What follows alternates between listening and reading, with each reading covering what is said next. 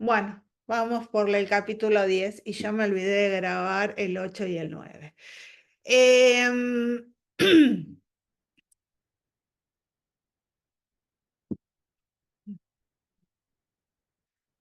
decía, ¿no? Que resalto lo leído anteriormente.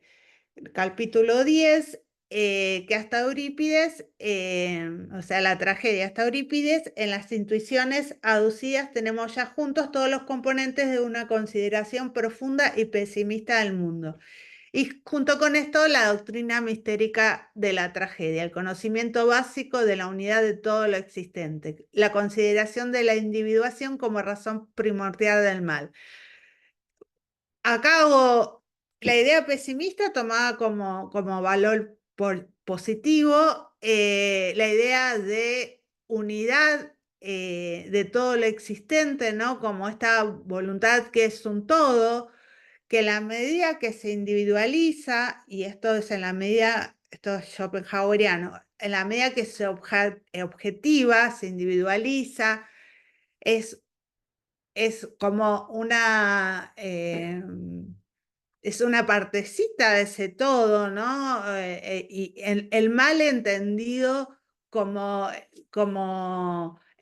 como límite, ¿no? Como una parte de ese todo, en la medida que se objetiva y se individualiza, es como perdemos esa unión con ese todo. Y el arte que nos da la esperanza, la alegre esperanza de volver a esa unidad. Hasta acá, más o menos lo que veníamos viendo hasta ahora. Y entonces nos metemos con el mito. ¿Qué pasa con el mito y qué va a pasar con el mito en las tragedias de Eurípides? Entonces, leo.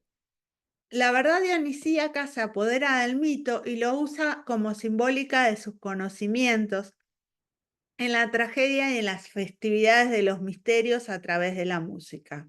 Hasta ahí lo que veníamos viendo hasta ahora. Pero poco a poco, y ahí fui parafraseando, el mito se fue transformando en una presunta realidad histórica, hasta ser tratado posteriormente como un hecho ocurrido una vez con pretensiones históricas. Y así los griegos empezaron a cambiar todo su sueño mítico de juventud en una histórica, pragmática historia de juventud. Esta es la manera como las religiones suelen fallecer, cuando bajo un dogmatismo ortodoxo los presupuestos míticos de una religión son sistematizados como una suma acabada de acontecimientos históricos y que se comienzan a defender los mitos, pero resistiéndose a que sigan viviendo y proliferando con naturalidad. Es decir, cuando se extingue la sensibilidad para el mito y en su lugar aparece la pretensión de la religión de tener unas bases históricas. Y acá viene el palo a Eurípides. ¿Qué es lo que tú querías, sacrílego Eurípides? Estamos hablando de otra forma de sacrilegio, Horacio. Cuando intentaste forzar una vez más a este mito moribundo a que te prestase servidumbre, un mito remedado, simulado, con una música remedada y simulada, con una dialéctica sofística para los discursos de tus héroes, héroes con pasiones remendadas y simuladas que pronuncian únicamente discursos remedados y simulados. Acá hay una parte muy importante que tiene que ver, es decir, el mito cumple la función de contar una historia eh, que se va trasladando de generación en generación y cuentan alguna andanza de algún dios para hacernos entender tal cosa. Con una tragedia, o sea, con una representación teatral, eh, nosotros lo que hacemos es acceder a ese mito. Pero una buena tragedia nos deja permeable ese claroscuro, nos deja permeable en no decirnos exactamente esto está bien, esto está mal, esa dualidad, esa ambigüedad. Una tragedia auténtica nos lo deja permeable. Pero en la medida, y acá dice, ¿qué es lo que va pasando? Si ese mito, esa historia, yo la voy contando y la voy haciendo historia en el sentido histórico y la voy convirtiendo en verdad, yo lo que hago es deshacer toda esa ambigüedad, toda esa riqueza de esos matices, de esa cosa que no estaba ni bien ni mal, ni que era justa ni injusta. La empiezo a anclar, la empiezo a definir excesivamente hasta que al sacarle la ambigüedad, yo la tomo como patrón. Es decir, digo, bueno, a ver, y me voy eh, al mito del pecado original. Yo quedo establecido en ese pecado qué es lo que está bien y qué es lo que está mal. Entonces, para que no haya duda, o sea, yo voy tratando de hacer, voy manoseando el mito y voy tratando de hacer que ese mito tenga un sentido único. Entonces, por eso dice, todo sueño mítico de juventud se transforma en una histórica pragmática historia de juventud. Es decir, empieza a cerrarse. Eh, y por eso dice, las religiones, el poder que tenía de la religión, y si vemos lo que vimos en el capítulo 9, que terminábamos diciendo, bueno, en el 8, perdón, que terminaba diciendo, bueno, digamos, o sea, toda filosofía empieza con este enfrentamiento de dioses y hombres. Eh, en el cual la religión es la que se encarga de alguna manera de establecer cuáles son los parámetros.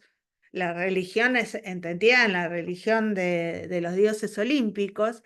En la medida en que esa religión empieza a enmarcar el mito, lo empieza a estructurar, empieza a perder poder.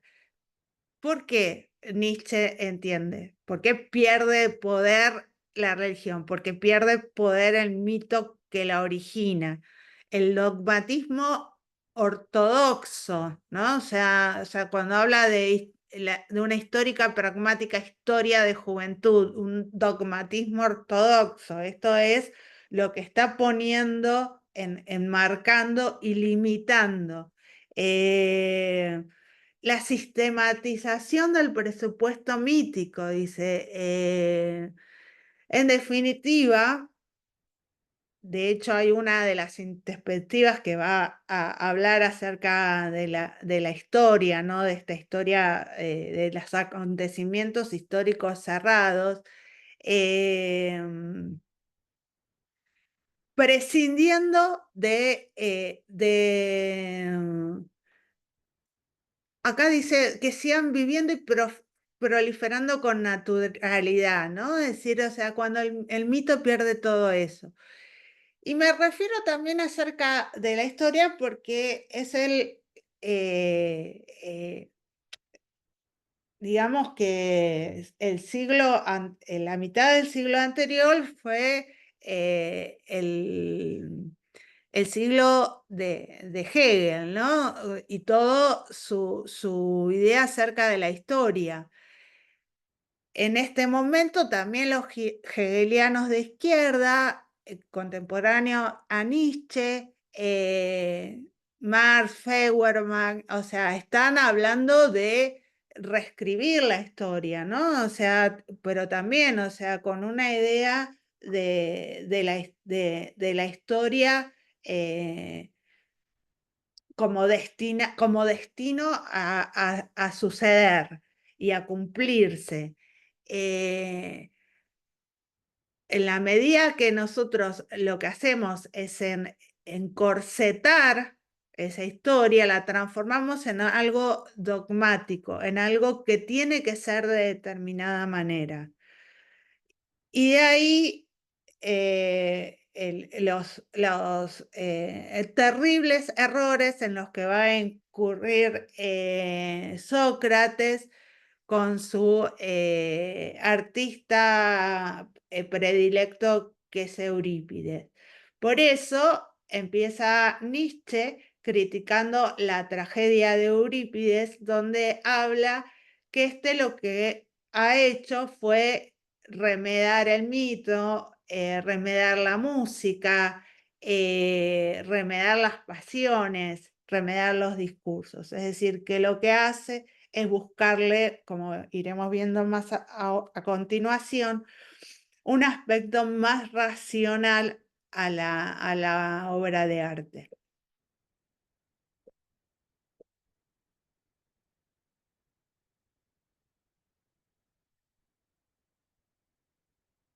Bueno, y acá empezamos cada vez más a adentrarnos en el lado B de la tragedia, ¿no?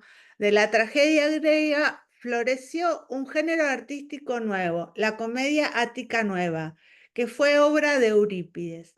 En ella el espectador fue llevado al escenario, el espejo en el que antes se manifestaban tan solo los rasgos grandes y audaces, mostró ahora aquella meticulosa fidelidad que que reproduce concienzudamente también las líneas mal trazadas de la naturaleza. La gente aprendió de Eurípides a hablar, a observar, a actuar y a sacar conclusiones según las reglas del arte y con sofisticaciones taimadísimas. La mediocridad burguesa sobre la que Eurípides edificó todas sus esperanzas políticas tomó ahora la palabra, no como antes, cuando hablaba el semidios tragedia o el sátiro borracho semihombre en la comedia. Ahora Eurípides ha expuesto la vida y las ocupaciones generales sobre las cuales está capacitado todo el mundo para hablar. Ahora la masa entera filosofa, con inaudita inteligencia y sabiduría inoculada por Eurípides, pero no sabe hacerse responsable de ninguna cosa grave, ni aspirar a nada grande, ni tener algo pasado futuro en mayor estima que lo presente. Ya no aspira a la inmortalidad. Esta jovialidad griega fue la que tanto indignó a los 4 primeros siglos del cristianismo. A ellos esa mujeril huida de la serenidad y del honor y ese cobarde contentarse con el goce cómodo parecíanles despreciables y anticristianos. Bueno, eh, cosas que se van a ir repitiendo de acá a unos cuantos capítulos. Eh, con Eurípides y después va a decir con Sócrates, se traza una línea entre lo que es la tragedia bien entendida, de la cual estuvimos hablando hasta ahora, o la comedia, y llama irónicamente comedia a la tragedia, la tragedia ática nueva. Y nos empieza a dar algunos perfiles que los vamos a ir profundizando a medida que avancemos con otros capítulos. Pero acá les pongo, ¿no? Los grandes rasgos, o sea, aquellas cosas que no estaban como muy delimitadas, si era bueno, malo, lindo, feo. Bueno, ahora empiezan a tener una meticulosa fidelidad, es decir, buscan el detalle. La gente aprendió de Eurípides a hablar, o sea, hay un oyente instruido, que es instruido a, a observar la nueva tragedia actuar, a sacar conclusiones, o sea, hay una regla del arte que observa Nietzsche a partir de Eurípides y también que está observando y criticando en paralelo a, al arte de su época. Esto lo comento en paralelo, o sea, yo creo que toda crítica a Eurípides y a Sócrates hay que entenderla también en paralelo a la época nietzschana, a la cultura nietzschana que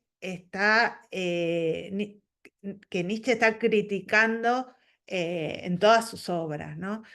O sea, cuando habla de esa mediocridad burguesa, también está hablando de la mediocridad burguesa del siglo XIX. Cuando habla de las esperanzas políticas de Eurípides, de Sócrates, de Platón, eh, tienen que ver con el arte del siglo XIX al servicio de la política de la época. Eh, y acá también es que lo que está diciendo es que en vez de tener aquella figura heroica, que era bueno, que era malo, que no era ni bueno ni malo, que era todo junto, eh, que era ambiguo, bueno, ahora lo que estamos haciendo es tratar de emparentar ese semidios, ese héroe, en cosas más cotidianas, ¿no? Llevarlo a la cotidianidad. Yo acá infiero también qué es lo que está pasando con el arte de esa época, que es, que yo ya lo comenté, que es el realismo y el naturalismo, donde empiezan a cobrar relevancia aspectos de la vida cotidiana de la gente. Ya no se traslada no se traslada solamente al arte. Los grandes, los grandes mitos para influir sobre el espíritu de la gente a la grandeza, sino que se empiezan a narrar ¿no? La vida cotidiana de la gente. El arte cambia mucho, desde la literatura, la, mm, las artes plásticas, ¿no? En el siglo XIX estoy hablando. Eh, entonces, lo que está haciendo, reclamando Nietzsche es que se está perdiendo esa idea de varón, de guerrero, el honor, ¿no? Aquello que impulsaba la tragedia por esta meticulosidad de lo cotidiano que no apela a la grandeza universal, ¿no? A ponernos en contacto con todo lo grande, lo uno, ¿no? Sino que son pequeños casos individuales. Sigo. Como poeta, Eurípides se sentía por encima de la masa, como poeta, pero no por encima de sus dos espectadores. Y acá aparecen dos espectadores que Nietzsche nos lo va a develar en el otro capítulo, pero lo spoileo. Es decir, como poeta, Eurípides está por debajo de el Eurípides pensador, es decir, el arte en inferioridad de condiciones con respecto al pensamiento. Y el otro de los dos espectadores por el cual Eurípides está por debajo como poeta, es Sócrates. Eh, entonces, como poeta, Eurípides se sentía por encima de la masa, pero no por encima de dos de sus espectadores. Uno es Eurípides mismo en cuanto a pensador. Como tal, con su pensar crítico, había notado en las tragedias de sus predecesores una nitidez engañosa, una profundidad enigmática, la cual parecía señalar hacia lo incierto, hacia lo inaclarable. Y qué ambigua parecía para él la solución de los problemas éticos, qué discutible el tratamiento de los mitos, qué es igual al reparto de felicidad e infelicidad. Incluso en el lenguaje encontraba muchas cosas chocantes, enigmáticas, demasiada pompa para situaciones sencillas. Como consideraba que el entendimiento era la única raíz de todo gozar y crear, encontró al otro espectador, Sócrates, que tampoco comprendía la tragedia y que por ello no la estimaba, y aliado con él inició la enorme lucha contra las obras de Esquilo y de Sófocles.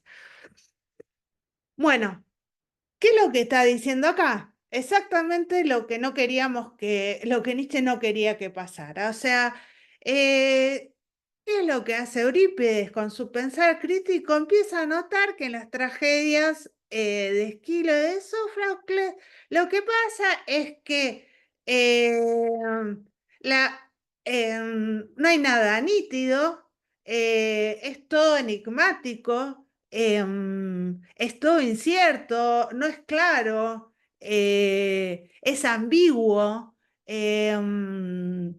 Y entonces, en esta ambigüedad, ¿qué es lo que no queda claro? ¿Qué es lo que está bien y lo que está mal? O sea, si todo puede ser todo, si está todo medio confuso, no está claro lo que está bien y lo que está mal. Em, Bueno, y la puesta en escena del otro jugador que entra en escena, que es el entendimiento, que está puesto en la figura, sobre todo, de Sócrates. Em, Voy a seguir porque esto lo vamos. Dígame si acá hay algo que no quedó nada claro, porque acá hay un quiebre en cuanto a la temática que después va a ir desarrollando a futuro.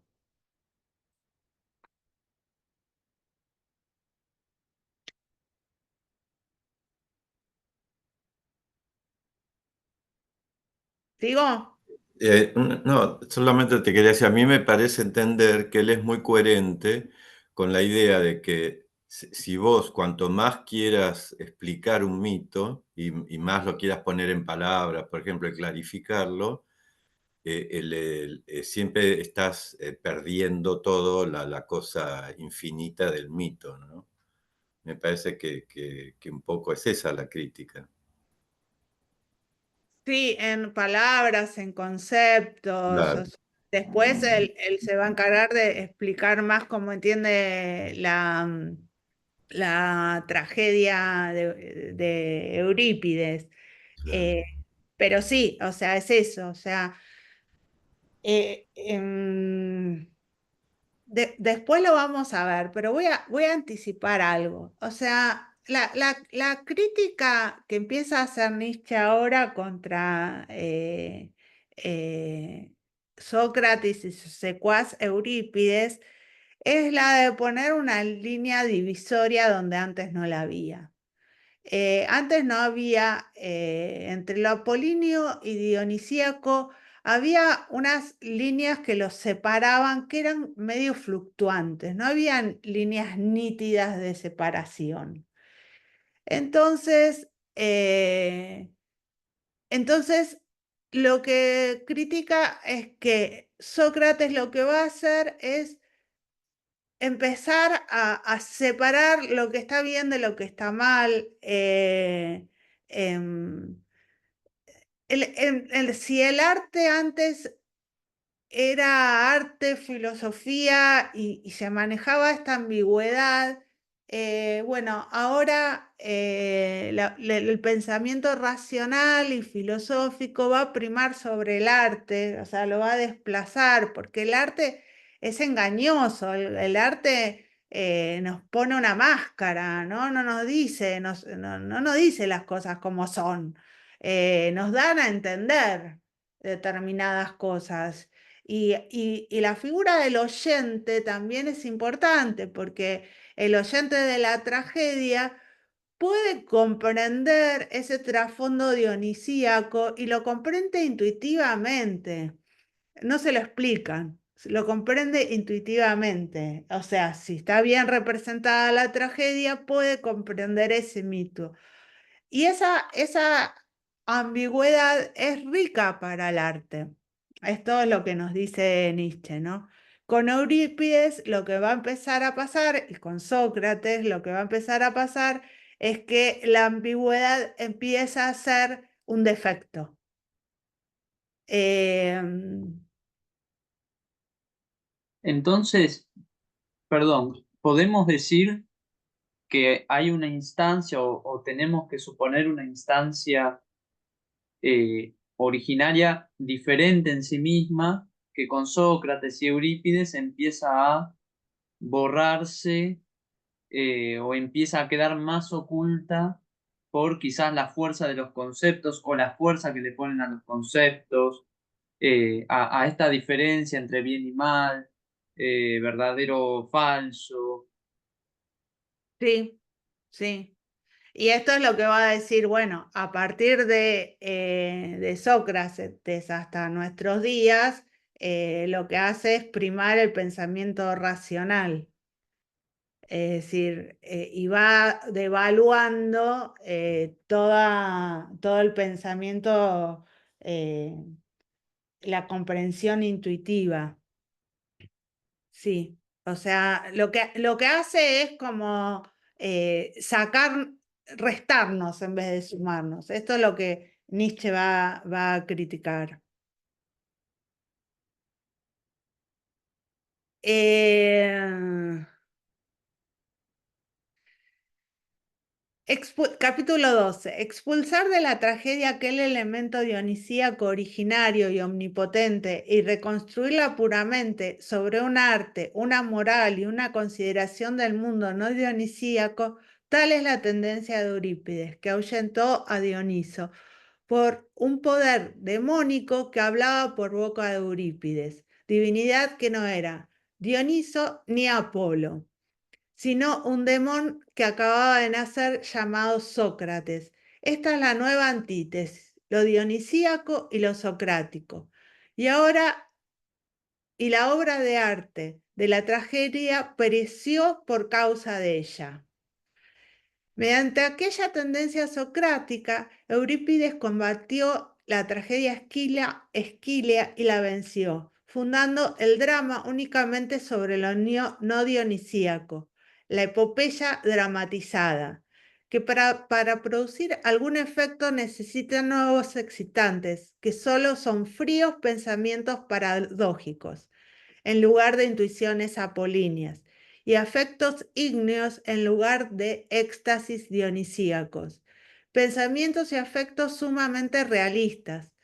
Al no fundar el drama únicamente sobre lo apolíneo, su tendencia no dionisíaca se descarrió en un naturalismo, bajo la esencia del socratismo estético, cuya ley suprema dice, todo tiene que ser inteligible para ser bello. Principio paralelo del socrático, solo el sapiente es virtuoso. Con este canon examinó Eurípides todas las cosas y las rectificó con racionalidad temeraria. Para él, el efecto de la tragedia descansaba en las grandes escenas retórico-líricas, a las que antepuso el prólogo que colocó en boca de un personaje al que era lícito otorgar confianza. Frecuentemente, una divinidad tenía que eliminar toda duda acerca de la realidad del mito. El Deus ex machina vuelve a aparecer en el final para asegurarle al público el futuro de sus héroes. Entre la mirada épica del pasado y el futuro está el presente lírico dramático, el drama propiamente dicho. En cuanto a poeta, Eurípides es sobre todo el eco de sus conocimientos conscientes, con una creatividad crítico-productiva. Era el reverso del poeta irrazonable. Su axioma estético, todo tiene que ser consciente para ser bello, es, como he dicho, la tesis paralela a la socrática. Todo tiene que ser consciente para ser bueno. De acuerdo con esto, nos es lícito considerar a Eurípides como el poeta del socratismo estético.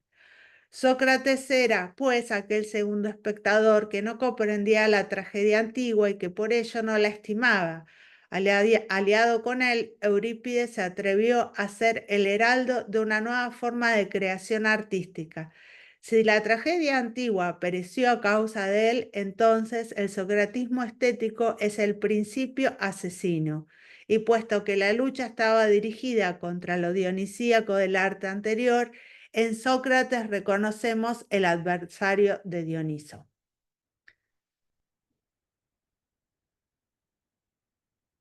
Bueno, un poco lo que habíamos dicho antes,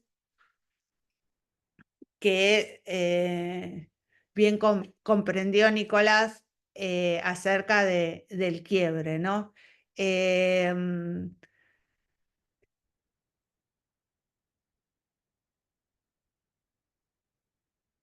Hay una guerra contra lo dionisíaco. Por eso habla del socratismo estético, en Eurípides y en Sócrates. Lo dionisíaco es aquella tendencia irracional. Eso en la nueva tragedia hay que sacar, hay que eliminarlo. Entonces, pero, ¿qué es lo que pasa? Si todo hubiese quedado en un aspecto meramente apolíneo, nosotros, Nietzsche, podría interpretar aún este tipo de tragedia apolínea como una tragedia auténtica. Volvamos al origen. Cuando hablábamos de lo dionisíaco por un lado, separado de lo apolíneo, no había una crítica, o sea, ante un arte y otro.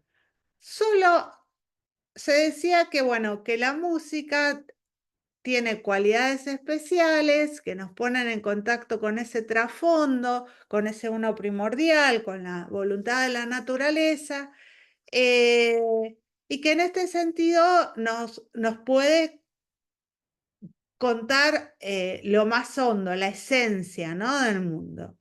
Pero no hay una idea de que hay un arte mejor que el otro en el sentido que nosotros podemos entenderlo, que un arte es bueno o es malo. Simplemente que en ese sentido, lo que las artes emparentadas con lo dionisíaco tienen más alcance con ese trasfondo. Pero, ¿qué es lo que hace? Y que unidos, ¿no?, lo dionisíaco y lo apolíneo confluyen en la antigua tragedia presocrática, que tienen la capacidad de ponernos más aún en contacto con ese trasfondo sin que nosotros quedemos destruidos. Pero el objetivo, lo que está diciendo acá, es que el primer objetivo de la tragedia de Eurípides y del socratismo es desterrar lo dionisíaco, desterrar lo irracional. Eh, Y no, como va a decir más adelante, y no se queda con lo apolíneo, sino que lo que hace es transformar la tragedia en sí misma, en pos de sacar toda esa irracionalidad, en una puesta en escena de lo racional. Entonces, por eso, digamos, ahora no hay una lucha en el buen sentido de la palabra entre lo dionisíaco y lo apolíneo, sino que hay una lucha entre lo dionisíaco y lo socrático. Perece la obra, la tragedia, en la medida en que le sacamos el doble aspecto dionisíaco apolíneo y en su reemplazo aparece lo socrático en primer plano. Entonces, ¿por qué vence por sobre la tragedia Esquilia o Sofoclea, ¿no? Porque funda el drama únicamente sobre lo no dionisíaco, de lo que Nietzsche llama es la epopeya dramatizada. Es decir, cuenta las andanzas de un héroe, sacándole todo su aspecto irracional. ¿Y cuáles son? Si antes teníamos otros efectos, ¿no? Que producía lo apolíneo por un lado, o lo dionisíaco con su exaltación, ahora lo que intervienen son como estímulos, como nuevos excitantes, fríos pensamientos paradójicos. Es decir, la dialéctica, acá es el nacimiento de la dialéctica, empieza a aparecer metida adentro del arte. Dice, al no fundar el drama únicamente sobre lo apolíneo, o sea, ni siquiera quiere eso, su tendencia no dionisíaca se descarría en un naturalismo, es decir, en lo que veíamos antes, ¿no? Es mostrarnos al detalle la naturaleza, trazada como si fuera con un lápiz ultra fino donde estén marcados todos sus límites y no quede margen para alguna ambigüedad. Por eso dice, la ley suprema del socratismo estético es todo tiene que ser inteligible para ser bello. Y acá hago una nota al pie. En esta época todavía se entiende el arte como lo bello, ¿no? La idea de belleza, bien, verdad, van juntas. Y como hay una terminología, ¿no? O sea, para el arte se habla de las bellas artes, o sea, todo lo artístico está considerado como lo bello. Igual en esta mitad del siglo empieza a aparecer con los románticos, en realidad antes, pero sobre todo en esta mitad del siglo, lo feo, ¿no? Como forma de arte también. Entonces dice, la ley suprema del socratismo estético, todo tiene que ser inteligible para ser bello, es paralelo al principio socrático ético de solo el sapiente es virtuoso. Es decir, ahí vemos la máxima socrática en contra de la ignorancia que se rebate con el saber. Entonces, al conocer, se supone que al conocer lo que está bien y lo que está mal, yo puedo crear hombres virtuosos, simplemente por el conocimiento. Entonces, por eso habla de una racionalidad temeraria, es decir, del poder que le da a la razón en cuanto al que al conocer lo que está bien, uno podría actuar virtuosamente.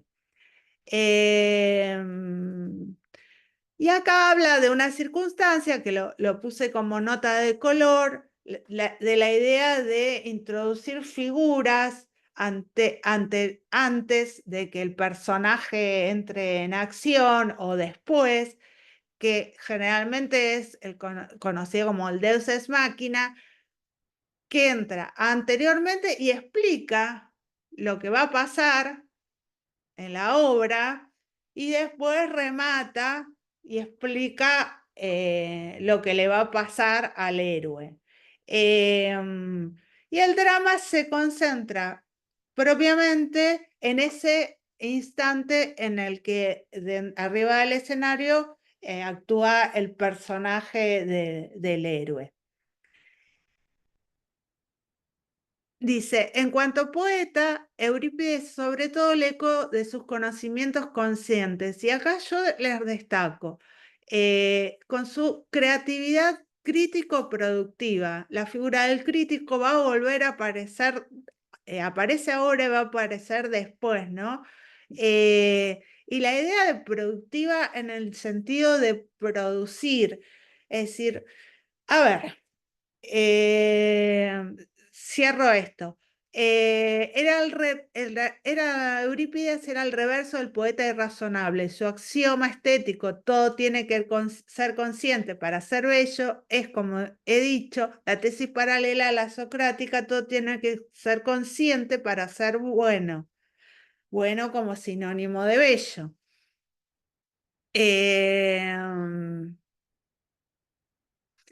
Bueno, después cierra. Acá me interesa destacar una creatividad crítica o productiva netamente humana, en el sentido de poder producir el saber moral también, ¿no? Porque acá hay una estética en paralela a lo que a una ética, ¿no? Es decir, en la medida que si yo hago consciente lo bueno, lo hago también bello. Hay un paralelismo que nada tiene que ver con lo que ocurría antes, ¿no? Donde lo bueno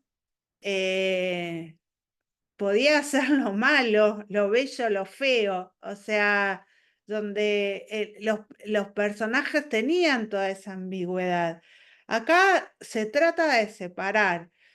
En un momento yo creo que no lo nombro en mis resúmenes, pero hablan de las fábulas de Esopo, ¿no? O sea, donde está la moraleja que además te explica lo que pasó en la escena por si vos no entendiste qué era lo que vos tenías que entender, de qué era lo que estaba bien de esto, te lo explico. Moraleja, 2 puntos y te dicen, no me acuerdo ahora ninguna fábula de Esopo. Pero te explico, además, qué es lo que vos tenés que entender de aquello que te expongo. Por eso la idea de un oyente que está instruido. Y esto va a repercutir también con los artistas que están instruidos. El oyente está instruido para saber qué es lo que tiene que entender de lo que va a ver, y que tienen que entender la obra de una nueva forma, en la cual todo le tiene que ser explicado y tiene que ser claro. Esto metido en un momento dentro de la historia donde hay una burguesía que está accediendo a la cultura, una burguesía que compra el arte. También hablo del siglo XIX, ¿no? De una burguesía que compra el arte como forma de reflejar un nuevo estatus social. Entonces, esa nueva burguesía tiene que ser también instruida acerca de qué es lo lo que el arte tiene que significar. Da para largo.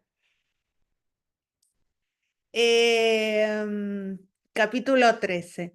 Con la alianza Sócrates-Eurípides, el vigor de cuerpo y alma es sacrificado cada vez más a una discutible ilustración, en una progresiva atrofia de las fuerzas corporales y psíquicas, y se instala un nuevo e inaudito aprecio del saber y de la inteligencia. Esto lo advierte Sócrates mientras decía que no sabía nada, en los más grandes hombres de estados, oradores, poetas, artistas, que presumían el saber aunque solo ejercieran su profesión únicamente por instinto. Bueno, acá habla también, ¿no?, de la mayéutica socrática. Y destaca Nietzsche, únicamente por instinto. Con esta expresión tocamos el corazón de la tendencia socrática. Con ella el socratismo condena tanto el arte vigente como la ética vigente, en los que ve la falta de inteligencia y el poder de la ilusión, y de esa falta infiere que lo existente es íntimamente absurdo y repudiable. Partiendo de ese único punto, Sócrates creyó tener que corregir la existencia. Él, solo él, penetra con gesto de desacato y de superioridad como precursor de una cultura, un arte y una moral de especie completamente distinta. Él, que en situaciones especiales en las que vacilaba su enorme entendimiento, encontraba un firme sostén gracias a una voz divina que en tales momentos se dejaba oír, el de Sócrates, cuando viene esa voz siempre disuade. En esta naturaleza del todo anormal, la sabiduría instintiva se muestra únicamente para enfrentarse al conocer consciente, poniendo obstáculos, mientras que en todos los hombres productivos el instinto es precisamente la fuerza creadora y afirmativa, y la conciencia adopta una actitud crítica y disuasiva. En Sócrates el instinto se convierte en un crítico, la conciencia en un creador. Una verdadera monstruosidad per defectum, y ciertamente aquí advertimos un monstruoso defectus de toda disposición mística, hasta el punto de que a Sócrates habría que llamarlo el no místico específico. El Sócrates moribundo se convirtió en el nuevo ideal. Ante esa imagen se postró con todo el ardiente fervor de su alma de entusiasta el Platón, el joven helenotípico. Volvamos.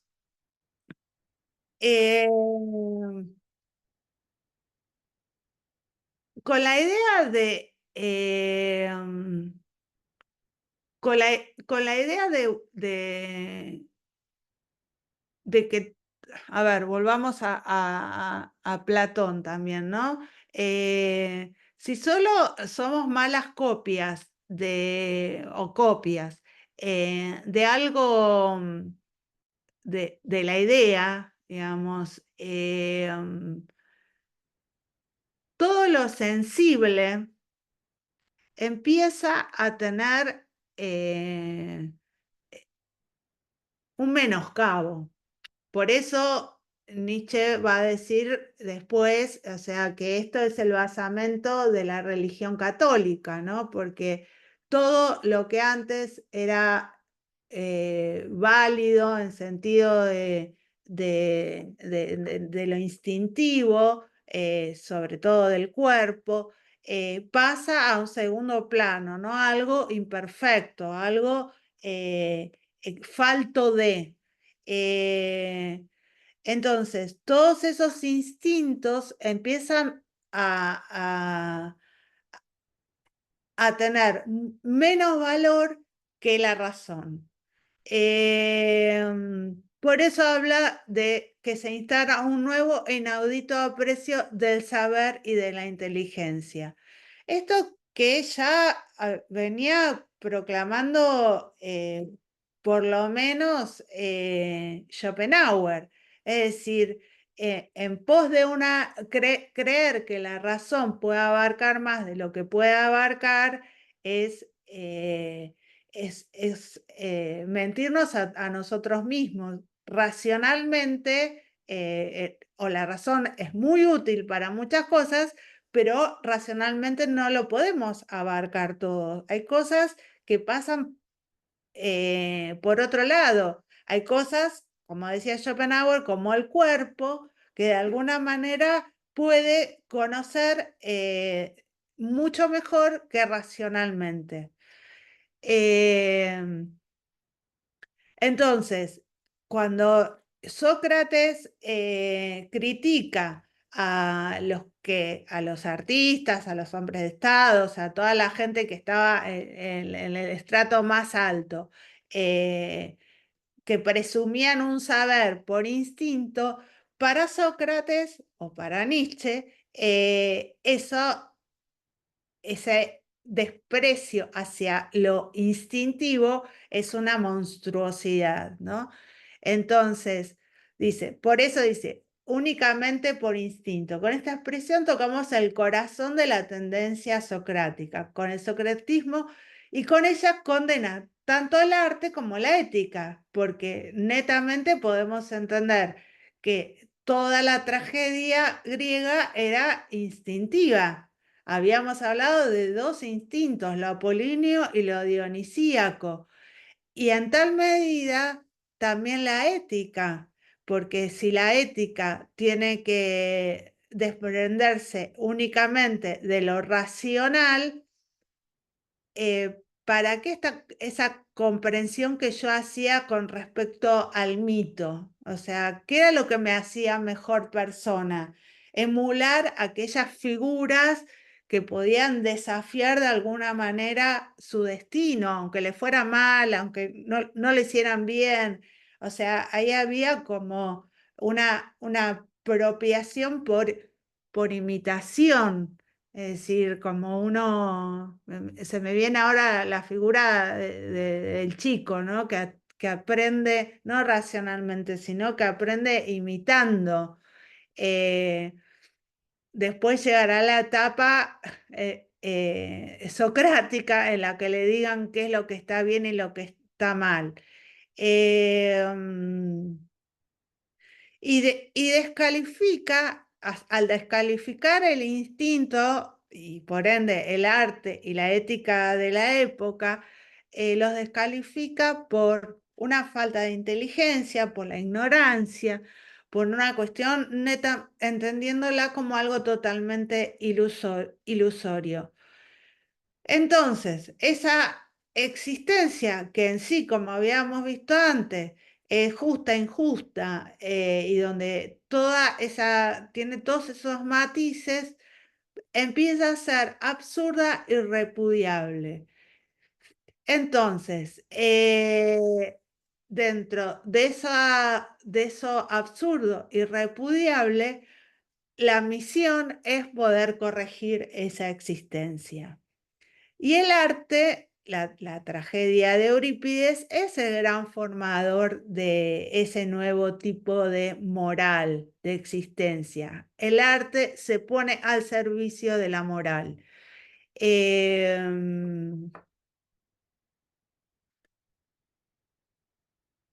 Acá hace alusión, lo traje como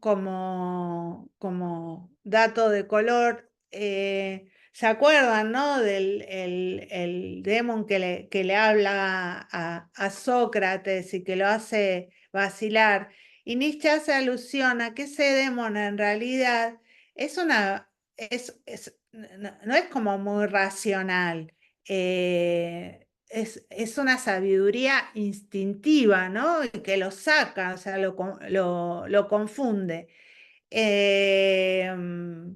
Entonces dice, y acá habla de una inversión. Mientras en todos los hombres productivos el instinto es precisamente la fuerza creadora y afirmativa,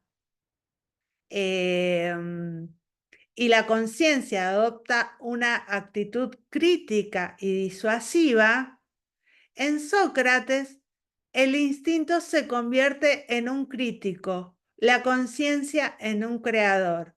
Es decir, aquello que en algún momento, a ver, aquello que uno hace instintivamente y la razón de alguna manera le pone un límite para actuar y decir, bueno, no, pero esto, a ver, sería mejor pensarlo de otra manera.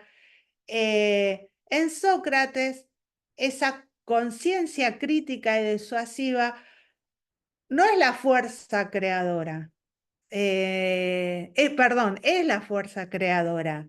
O sea, aquello que era naturaleza creadora se vuelve en naturaleza disuasiva, y a la inversa, aquello que es creador ahora es netamente lo racional. O sea, en el arte queda clarísimo, es decir, uno no podía entender el arte si no fuera, y hablo de- del arte entendido también por la época, ¿no? Si no entendemos el artista como que crea, como si fuera una emanación de sí mismo, sin poder dejar ni siquiera, habíamos visto, ¿no? Que se trasluzca algo de su personalidad, o sea, no, la subjetividad, o sea, nada de él tiene que estar presente. Es decir, es totalmente irracional en el sentido de que objetiva irracionalmente ese trasfondo de lo uno primordial. Y acá es netamente racional. O sea, el artista, o por lo menos en la tragedia, lo que se cuenta del mito es algo totalmente racional.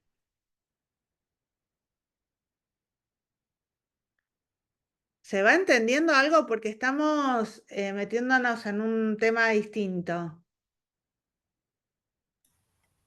Sí, Sí, sí, sí. vamos bien.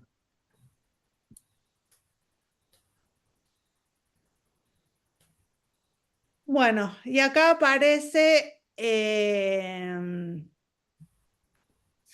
Sócrates y Platón. Sócrates descubrió en el arte trágico algo completamente irracional, con causas que parecían no tener efectos y con efectos que parecían no tener causas, lo que para las almas excitables y sensibles representa una mecha peligrosa.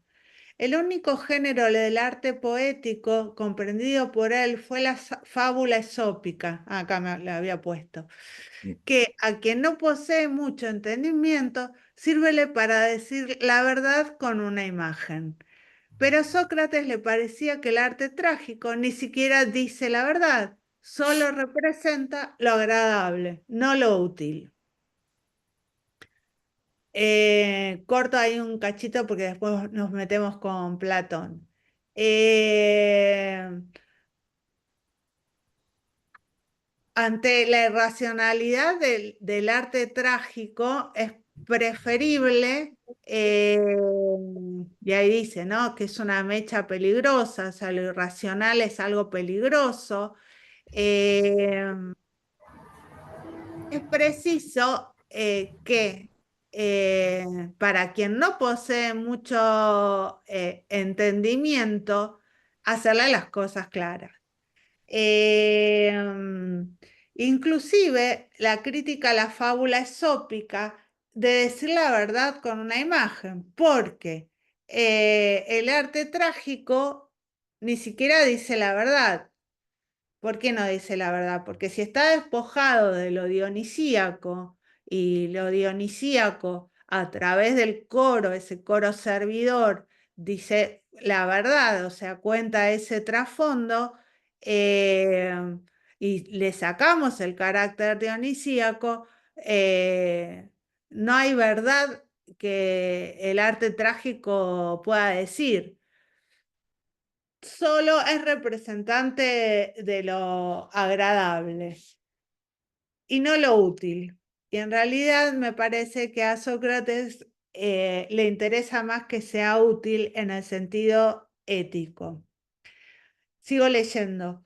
Platón tuvo que crear por pura necesidad artística el diálogo platónico, una nueva forma de arte, la novela, en la que la poesía mantiene con la filosofía dialéctica una relación de esclava similar a la que durante siglos mantuvo la filosofía con la teología. Aquí el pensamiento filosófico obliga al arte a aferrarse a la dialéctica. Sócrates, el héroe dialéctico del drama platónico, tiene que defender sus acciones con argumentos y contraargumentos, corriendo así peligro de no obtener nuestra compasión trágica, pues el elemento optimista que hay en la dialéctica celebra cada deducción y no puede respirar más que en la claridad y la conciencia frías, y tiene que empujar las regiones dionisíacas al espectáculo burgués.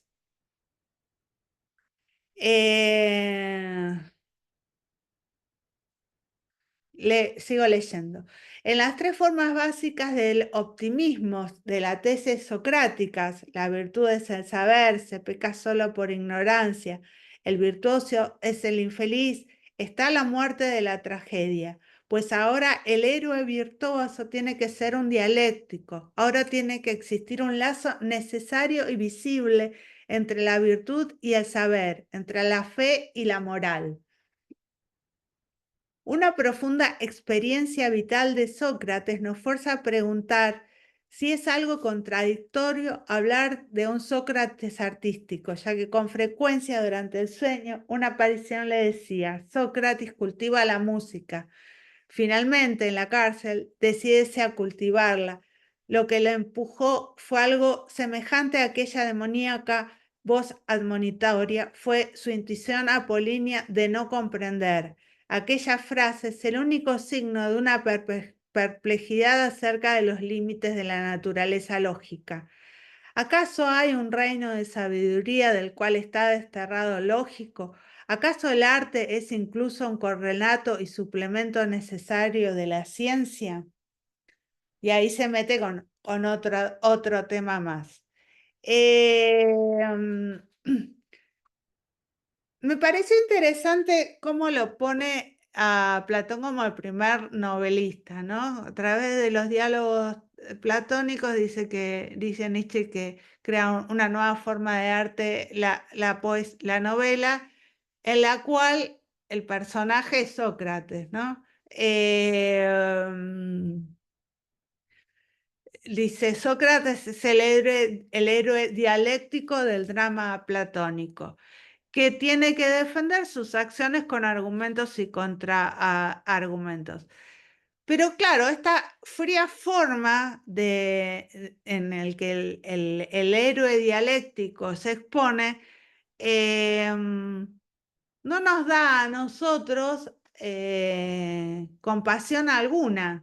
Es decir, no podemos sentir la miseria que el héroe transita. No podemos identificarnos como nos podíamos identificar con Edipo. Estamos hablando de Sócrates, de los diálogos platónicos, ¿no?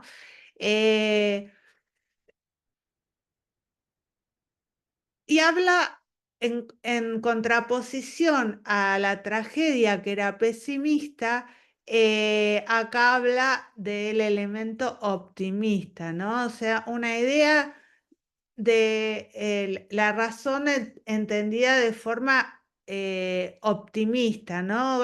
Que a través de deducciones y argumentos y contraargumentos podemos comprender racionalmente y eso nos hará mejores personas. Por eso dicen las tres formas básicas del optimismo de la tesis socrática, y este optimismo es: la virtud es el saber, se peca solo por ignorancia y el virtuoso es el feliz, ¿no? Como si todo esto fuera una relación totalmente necesaria, ¿no? Y con ello dice, bueno, una vez que se desplazó el pesimismo de los griegos y se impuso el optimismo dialéctico, se murió la tragedia. Porque, como lo había mencionado antes, el héroe virtuoso es un dialéctico y tiene que haber un lazo necesario visible entre virtud, saber, fe y moral. Y nos trae un elemento que a mí me parece muy interesante, que es la figura del Sócrates artístico. Y lo introduce para explicar esto, ¿no? El final de esto. Dice, ¿acaso el arte es incluso un correlato y un suplemento necesario de la ciencia? Es decir, cuando Sócrates, cuando es encarcelado y antes de morir, dice que empieza a cultivar la música, ¿no? Como ese elemento que Nietzsche relaciona con lo dionisíaco, con lo racional, ¿no? Con la idea de no comprender, intuición apolínea de no comprender. Y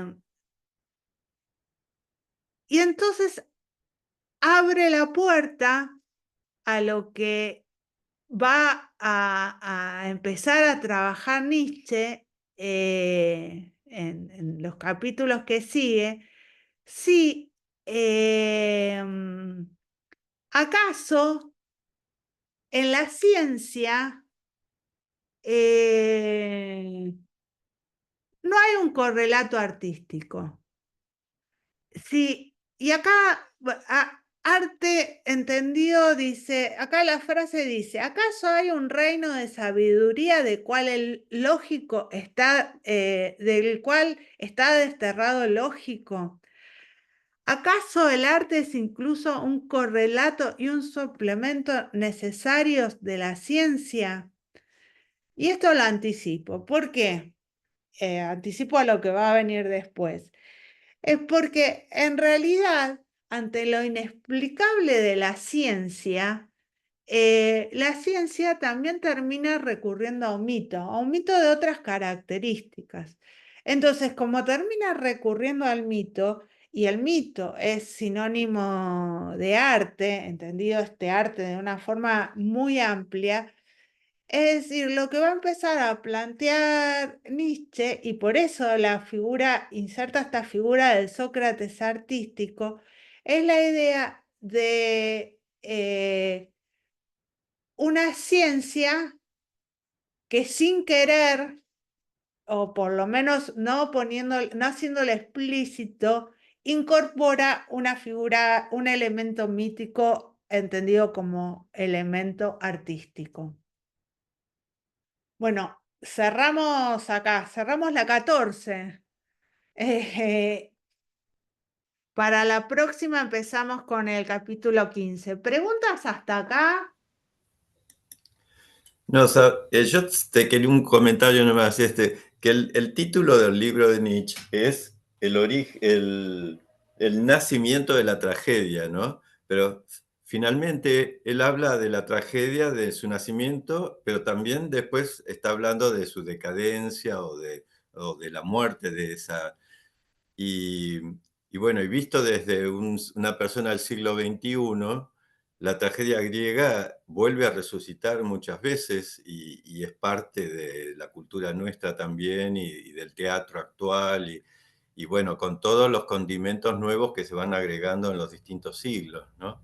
Este, Sí, me parece, Nietzsche va a hablar del resurgimiento de la tragedia en el siglo XIX en la ópera y claro. le va a pegar con un caño. No, no, por eso digo, pero él mismo es artista también, entonces yo digo, además de filósofo, es artista. No sé, no digo ni bueno ni malo ni nada, pero era músico y me parece que es muy profundo todo lo que él dice, porque es como que él lo mira desde todos los ángulos también, ¿no? Sí, en realidad lo que en el trasfondo de la crítica que está haciendo al arte, está haciendo una crítica a la cultura, no solamente a la artística, ¿no? Sino con respecto a los valores de la época. Es decir, en vez de aspirar a aquello grande, aquello que marcaba la tragedia presocrática, que nos daba como una idea de la grandeza, lo que estamos haciendo es ser más mezquinos. No estoy hablando de nuestro siglo, cualquier parecido con la realidad es Mm, pura coincidencia, mm, pero diciendo, bueno, o sea, estamos siendo cada vez más mezquinos en nuestra forma de encarar la vida.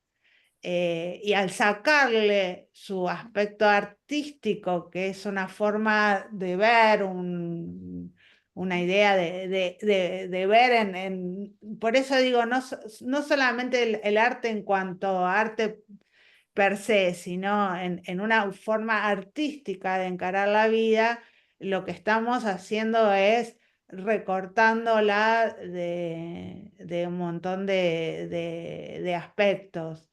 Y ahí después Virginia nos va a nos va a ir metiendo en la transvaloración, que ya ves que hay cosas que acá como quedan ahí como están como empezando a ser permeables a las obras posteriores, ¿no? Muy Sí, sí, metafóricamente. después retoma todo lo que aparece acá. Sí. De otra forma, con otras figuras, con otros prototipos, con otra forma de escribir, pero hay cosas que todavía hay una presencia muy metafísica que en realidad está enturbiando mucho todas las concepciones que hay atrás y que creo que con el correr del tiempo va despojándose de todo eso y, y lo va. Pero fundamentalmente hay una crítica a la sociedad de su época eh, y a la necesidad de cánones preestablecidos. También en el arte mismo, en el arte había una forma de hacer arte determinada, que uno era bueno o mal artista en la medida que seguía esos lineamientos o no. Y digamos que esas líneas en cuanto al arte se van corriendo. A final del siglo, recordemos, o sea, a final del siglo están los impresionistas, o sea, todas esas líneas que estaban 50 años antes empiezan a desfasar totalmente. Bueno, en la ciencia también se avanza en la medida que se rompen paradigmas, ¿no? Para Este, mí, vos sos del palo de la ciencia, de qué especialización? yo soy físico, Buah. no físico-culturista, ¿no? Como se puede ver. Eh, no, claro, para mí yo soy bastante ignorante con respecto a la ciencia y cada vez que puedo me meto a leer porque no puedo creer, para mí en este siglo estalla todo el poder de la ciencia. eh, que no se detiene, ¿no? O sea, y hay un cambio total de paradigmas acá. Sí, Eh, por ejemplo, para así muy rápidamente, con la mecánica cuántica y todo eso, toda esa idea que tenemos en común todas las personas de que la ciencia es pura racionalidad, después no, hay adaptaciones porque se ponen postulados sobre los que se construye y se interpreta, con la única ventaja de la ciencia es que la ciencia tiene posibilidad de comprobar si esto funciona, si esto que yo digo me da un resultado equívoco, eso es lo único, pero en muchas cosas también hay, por ejemplo, en la mecánica cuántica uno puede establecer un estado A y un estado B, pero cómo paso del estado A al estado B, nadie lo puede decir. O sea, ya se acaba eso de la causalidad, esos principios de causalidad y todo eso son como antiguos, pero está lo que es digamos, lo pragmático, ¿no? Entonces, hacemos el experimento y el microscopio electrónico funciona. Y hacemos, pero por ejemplo, todo el tiempo la física hace modelos. En realidad todos hacemos lo mismo la biología. Si yo digo una arteria, ¿qué es? Y yo me lo imagino como un caño, para simplificar, pero una arteria hay miles de procesos físico-químicos y todo, y ocurren miles de cosas, y todo se basa en pequeños modelos que se acercan a esa realidad que uno está tratando de estudiar. Y el mundo es tan infinito hacia el exterior, hacia el universo, como cuando me meto dentro de un átomo, ¿no? Así que estamos todos navegando en el mismo problema. Para mí todo eso es ciencia ficción. Yo me quedé con el modelo de positivista del siglo XIX. Claro, no, no. Hasta ahí te entiendo. Eh, Después yo tenía un compañero mío que era profesor de química. Él hizo todo un esfuerzo enorme por enseñarme física cuántica y no lo logró.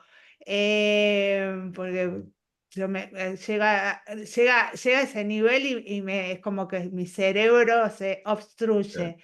Em, pero, pero no por eso me deja de llamar muchísima la atención que el cambio de paradigma de la ciencia de aquel momento y ahora muchísimo más, o sea, en muchas otras áreas también, eh, cambia la forma de pensar. O sea, de entender la realidad, o sea, no desde yo digo, por ejemplo, yo trabajo en comunicación, digo, cómo la comunicación digital que tiene una forma distinta a la que los que veníamos desde los libros teníamos una forma de leer o alguna lógica metida con eso, te va cambiando la forma de pensar. Es decir, cómo pasamos de repente de una representación del tiempo a otra, simplemente por los avances de la tecnología.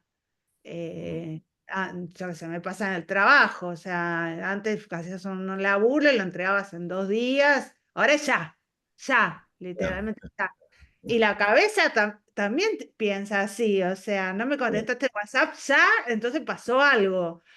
O sea, estamos, o sea, todo nos interpela todo el tiempo, es decir, y tenemos que seguir un ritmo. Y para mí, yo digo, este vértigo que nosotros percibimos ahora es un vértigo similar al que Nietzsche percibe en el siglo XIX. Yo interpreto así porque pasaban cosas que no pasaban 50 años antes. Entonces, la crítica es una crítica tan vigente ahora porque estamos discutiendo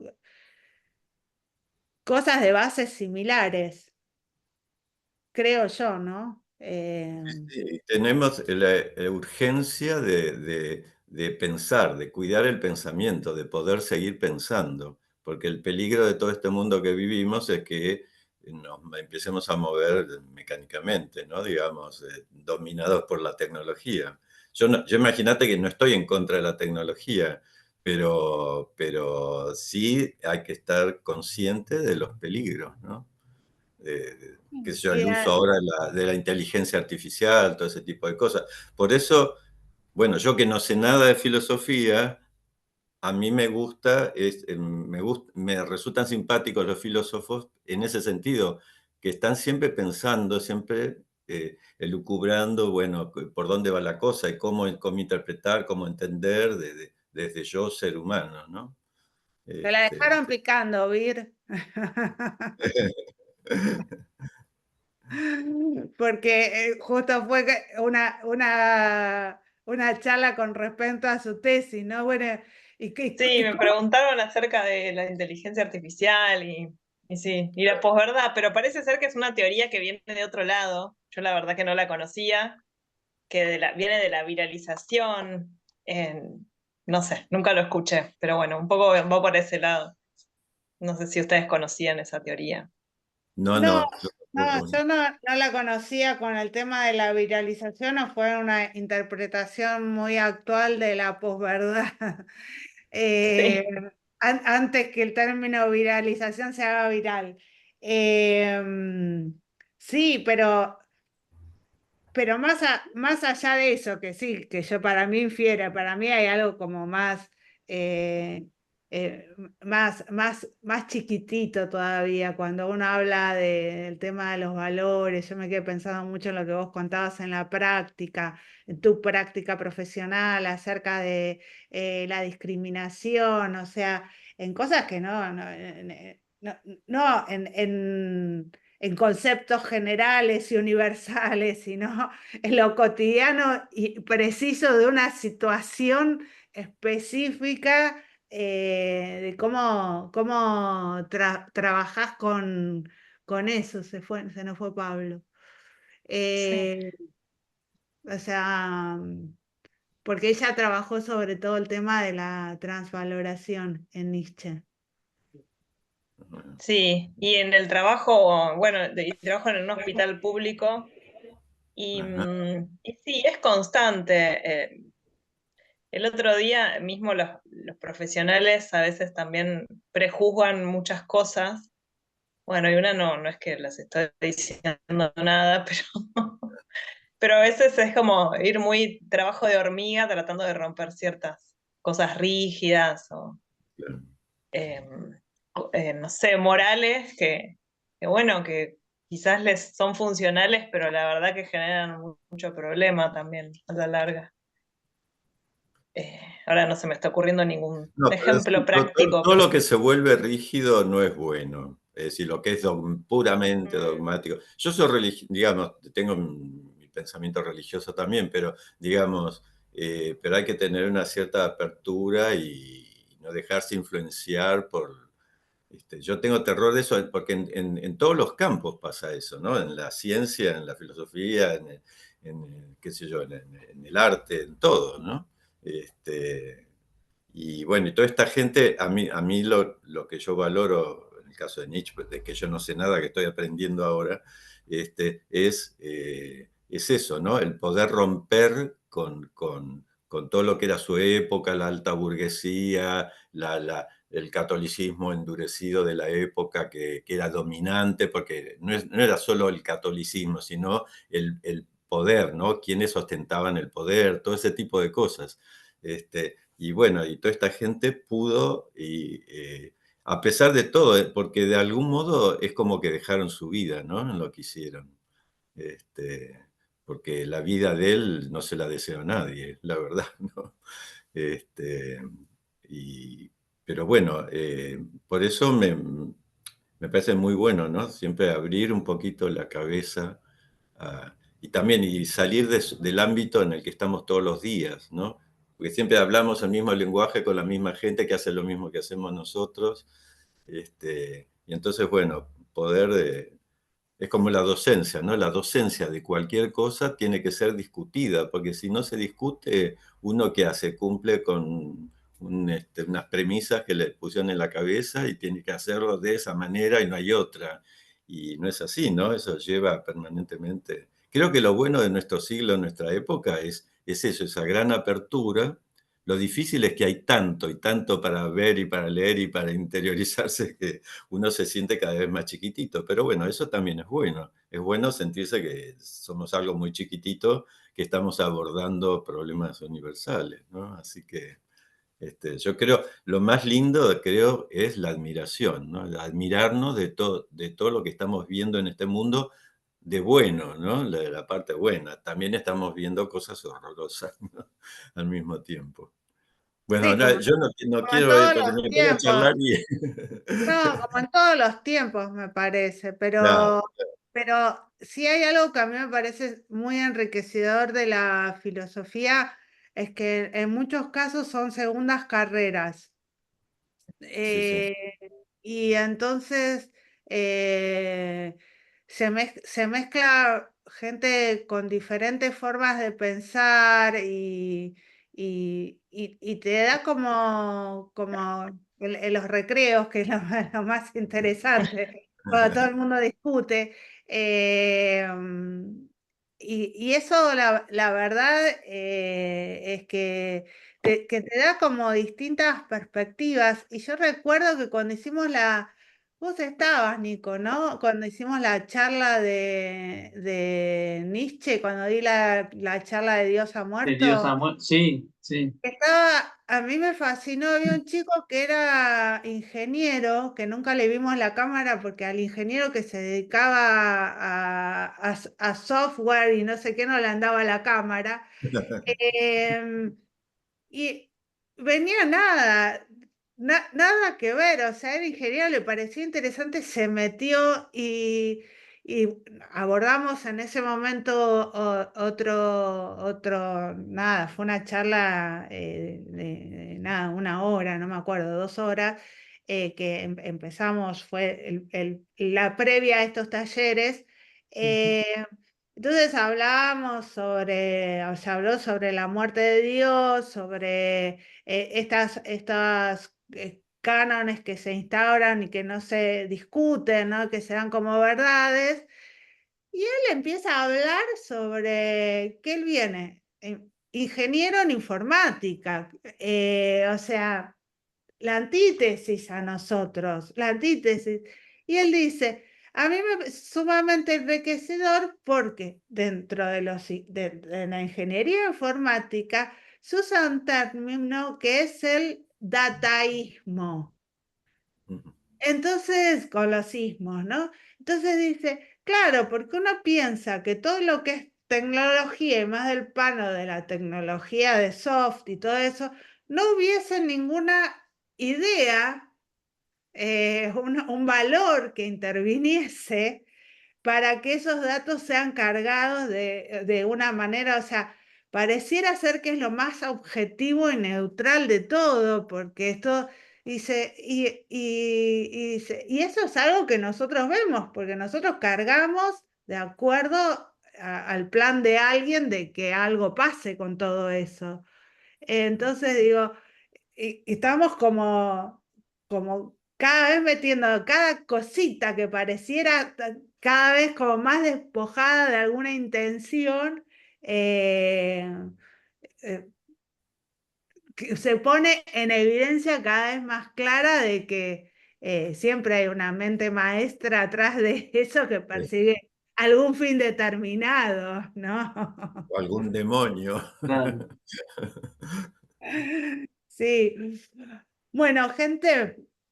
Los dejo, llegamos Bueno, hasta 14, nos vemos dentro de 15 días con el capítulo, a partir del capítulo 15. bárbaro. Bueno, Bueno, Bueno, buenísimo. muchísimas Bueno, gracias un por el taller, besito. ¿eh? No, a ustedes. Gracias. gracias. Bueno, chao, Gracias. chao, ¿eh? Chao. Chao.